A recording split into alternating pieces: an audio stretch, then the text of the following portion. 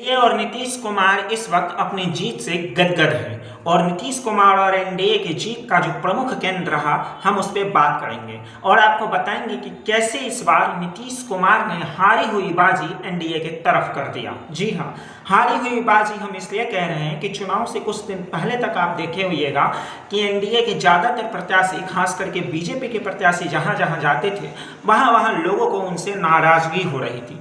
लोग जो है अपनी समस्या बता रहे थे और पूछ रहे थे उनसे कि आखिर 5 साल तक आप थे कहाँ। और जब आरजेडी विपक्ष पे, सरकार पे और बीजेपी वाले आरजेडी पे आरोप प्रत्यारोप का खेल रहे थे, तब नीतीश कुमार के दिमाग में न जाने कौन सा आइडिया सूझा और उन्होंने घोषणा पर घोषणा करना शुरू कर दिया। और वो भी तब जब लोग ये कह रहे थे कि नीतीश कुमार अस्वस्थ हैं, बीमार हैं और वो सही से सरकार नहीं चला पा रहे हैं, बल्कि उनको जो है 3-4 लोग मिल के चला रहे हैं। लेकिन तभी नीतीश कुमार ने कहा कि रुको, ठहरो, जिस तरीके से बिहार की राजनीति को समझना आसान नहीं है, उस तरीके से नीतीश कुमार को भी समझना आसान नहीं है। जब जब लोगों ने कहा कि नीतीश कुमार एंड हो चुके हैं, तब तब नीतीश कुमार फिर से उठे और बताएं कि कुछ भी हो जाए, बिहार की राजनीति की शहंशाह फिलहाल नीतीश कुमार से बड़ा कोई है नहीं। और यही कारण है कि एनडीए हारी हुई बाजी जो है वो जीत गई। नीतीश कुमार का मास्टर स्ट्रोक हो गया लगातार चुनाव के समय में घोषणा पे घोषणा। जी हाँ, ये एक बड़ा फैक्टर साबित हुआ नीतीश कुमार के लिए।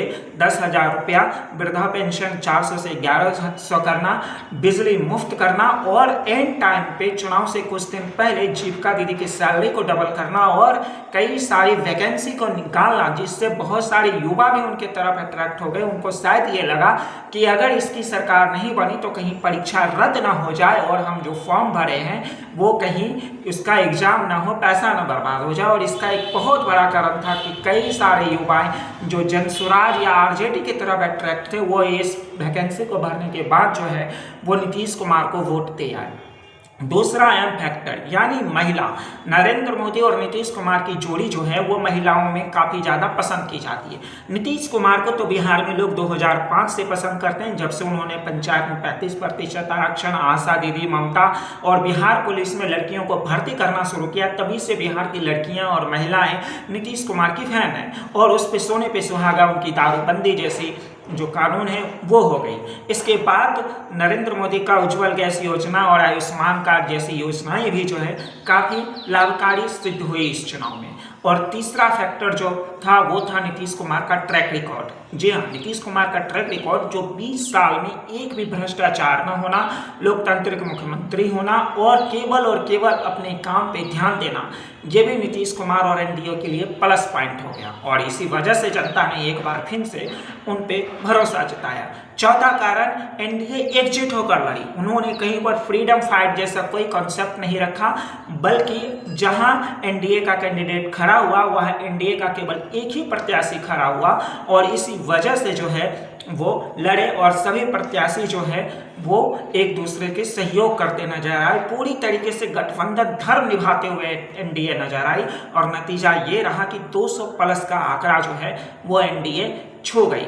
पांचवा, समय से टिकट वितरण और वो भी बिना विवाद के। जी हाँ, जहां महागठबंधन में नामांकन के समय तक ये तय नहीं था कि कौन कहां से चुनाव लड़ेगा और वो लेके एक फ्रेंडली सिटिंग कंपटीशन लेके आ गए, कॉन्सेप्ट लेके आ गए, वहां पे एनडीए वाले जो है पहले से ही अपनी चुनावी जो सीट है वो बांट के रख चुके थे और वो भी बराबरी पे और वो भी बिना विवाद का। जहां 1-2 जगह हुआ भी, वहां भी बाद में जो लोग नाराज थे उन्हें मना लिया गया। तो इस तरीके से नीतीश कुमार ने दिखाया कि उनकी लीडरशिप क्वालिटी में और तेजस्वी यादव की लीडरशिप क्वालिटी में कितना डिफरेंट है, किस तरीके से नीतीश कुमार सबको एकजुट होकर के लेकर के चलते हैं, जबकि महागठबंधन में ऐसा कुछ दिखा नहीं। और ये 5 फैक्टर थे जो नीतीश कुमार को 10वीं बार मुख्यमंत्री बनाने की ओर ले गए और एनडीए को 2010 के बाद जो है 2025 में फिर से 200 प्लस आंकड़ा छूने का मौका मिल गया। आपको क्या लगता है, नीतीश कुमार और एनडीए